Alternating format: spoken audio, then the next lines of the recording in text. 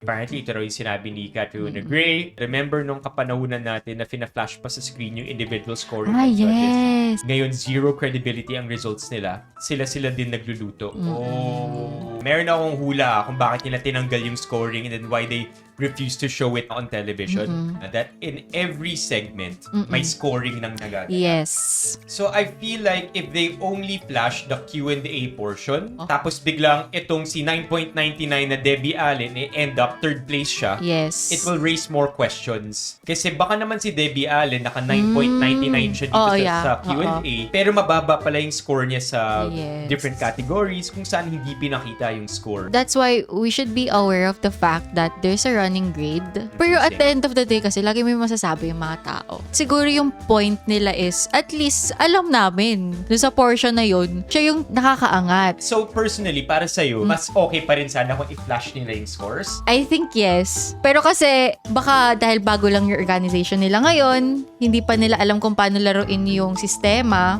Laruin yung sistema. Oo.